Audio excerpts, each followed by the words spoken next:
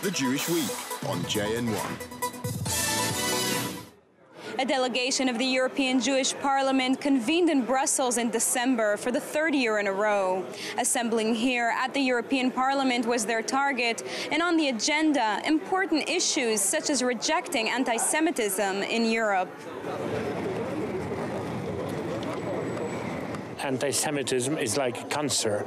Sometimes we don't see the cancer, but then we are struck by the sudden attack. And every doctor will tell you that with the cancer, you have fight from the very beginning of this disease. There is anti-Semitism and anti-Israelism, which is the part of anti-Semitism in my opinion. We have the moral obligation in this House and the European Parliament to support the Jewish people, not only in Europe, but also in Israel, because Israel is a border between the democratic world and the terrorism. You see anti-Semitism in the street, you see Jews who are afraid to wear a kippah in the street. On the top of it, you see some national or European laws trying to ban the shrita, the ritual slaughter, and trying to ban the circumcision. So when you put all this together, it's not easy today to be a Jew in Europe. Though there is legislation implemented in most European countries which forbids discrimination against Jews, red flags were raised in this Parliament session regarding the enforcement of such laws where it comes to Jewish communities in France, in Hungary, and Belgium, among others. When you are looking in the western part of Europe, you have growing anti-Semitism, the contemporary form of anti-Semitism, which is using the Middle East conflict to attack Jews in the streets. And in the eastern part of Europe, you have the traditional anti-Semitism with neo-Nazi party like Jobbik in Hungary. You have also Golden Dawn in Greece. You have Svoboda in Ukraine. You have Ataka in Bulgaria. So we see that there is a trivialization today of anti-Semitism. Several European Parliament members attended the conference and realized the gravity of the current situation and the need to convene with Jewish organizations such as the EJP in order to resolve. I was impressed by the figure showing what are the mood and the feelings of insecurity, how the Jews who are member of our nations, our countries in Europe, feel scared about the behavior of other citizens and how they feel scared in showing the sign of their religions.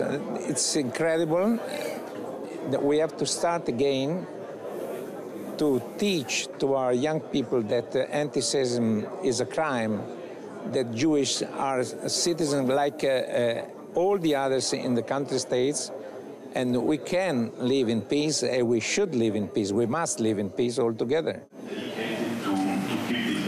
However, there are nations in the world that do exemplify coexistence between Jews, Muslims, Christians, and other communities living peacefully side by side.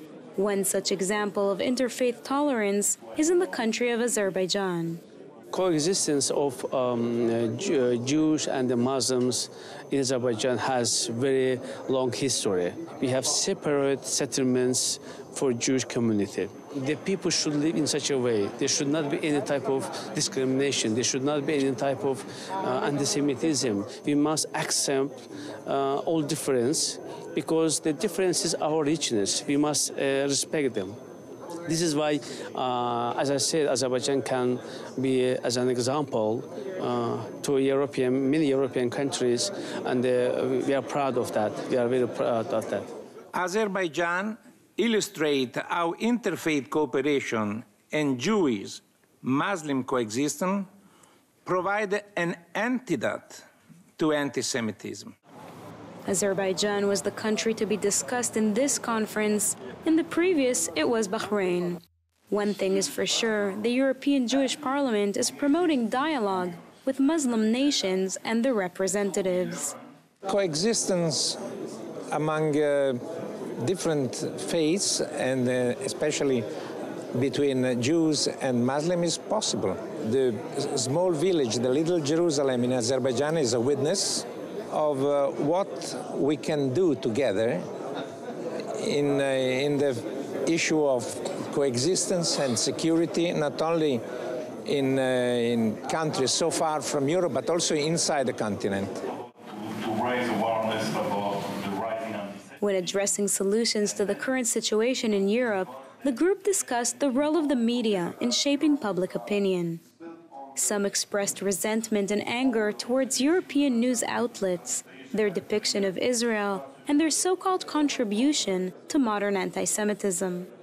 A lot of historical and big brands of news organizations in the world are more or less linked with cultures that do not especially reflect the Hebrew or Jewish culture in the world. Diversity is at the heart of the DNA of Euronews, and after having launched a lot of European editions, a lot of Arabic countries editions, now we think that it's time to come with the Hebrew, because we really think that it will enrich our perspective. To see what's going on in Belgium. Nowadays, social media is known to be the best tool to deliver a message to the masses. But it is also used in order to spread anti-Semitism and incitement over the internet. Today, within the explosion of the digital world and with so many competitors who are coming there, that everyone can do its news today, and any blogger, any citizen journalist can do its own.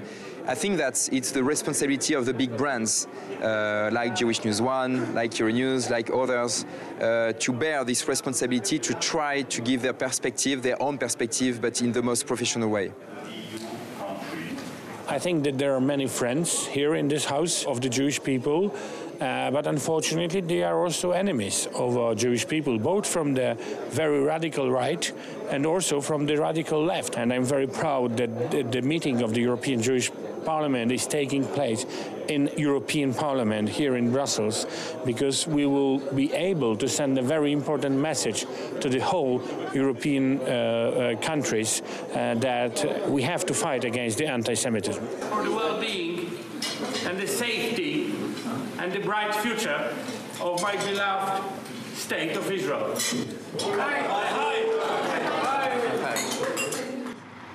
In May 2014, elections for new European Parliament members will take place. The delegation intends to invest resources in order to promote Jewish themes to each one of the potential candidates running on behalf of 28 EU countries. Their hope is to better the future and defend the rights of Jews living in Europe.